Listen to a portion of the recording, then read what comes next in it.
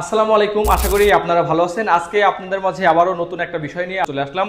আজকে আমরা জানার চেষ্টা করব পৃথিবীর সবচেয়ে ছোট মহাদেশের নাম কি।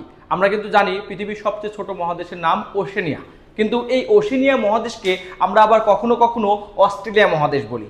তাহলে কেন ওশেনিয়া মহাদেশের নাম অস্ট্রেলিয়া মহাদেশ হচ্ছে, আবার এই অস্ট্রেলিয়া মহাদেশকে আবার আমরা ওশেনিয়া মহাদেশ বলছি? তাহলে এটাকে ওশেনিয়া বলে ডাকবো নাকি অস্ট্রেলিয়া মহাদেশ বলে ডাকবো? তাহলে দেখেন, পৃথিবীর সবচেয়ে ছোট মহাদেশ ওশেনিয়া নাকি অস্ট্রেলিয়া, কোনটা বলবেন আপনি?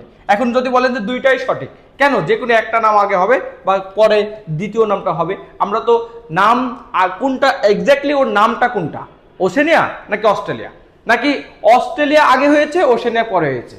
কেন এই তফাৎটা আজকে আমরা জানবো। চলুন জানার চেষ্টা করি যে পৃথিবীর সবচেয়ে ছোট মহাদেশ যে অস্ট্রেলিয়া, এই অস্ট্রেলিয়া মহাদেশকে পৃথিবীর ছোট মহাদেশ বলছি, কিন্তু এর আরেকটা নাম বলছি আমরা ওশেনিয়া। তো ওশেনিয়া কেন বলছি? মনে রাখবেন যে এই অস্ট্রেলিয়া মহাদেশ হাজার হাজার দ্বীপ নিয়ে গঠিত। কি বললাম? যে এই অস্ট্রেলিয়া মহাদেশ হাজার হাজার দ্বীপ নিয়ে গঠিত, এবং এই অস্ট্রেলিয়া মহাদেশ প্রশান্ত মহাসাগরের মধ্যে অবস্থিত।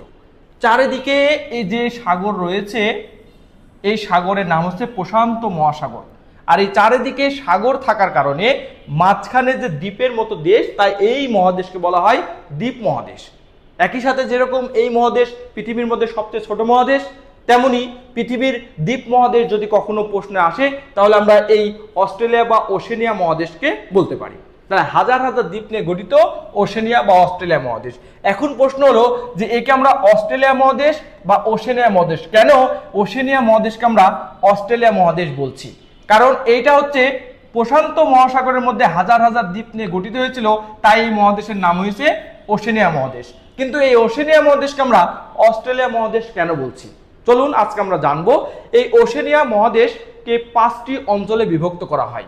এই ওশেনিয়া মহাদেশকে 5টি অঞ্চলে বিভক্ত করা হয়। এই ওশেনিয়া মহাদেশের দেশ হচ্ছে কয়টা? দেশ হচ্ছে 14টা।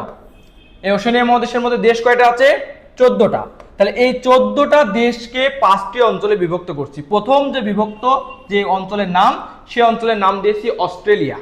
এই অস্ট্রেলিয়া অঞ্চলের মধ্যে একটাই দেশ রেখেছি, সেই দেশের নাম অস্ট্রেলিয়া। এবার দেখুন, দ্বিতীয় যে দেশ, সেই দেশটা বা অঞ্চল, সেই অঞ্চলটাকে নাম দিচ্ছি নিউজিল্যান্ড। এই নিউজিল্যান্ডের মধ্যে যে দেশ আছে, সেই দেশের নাম হচ্ছে নিউজিল্যান্ড।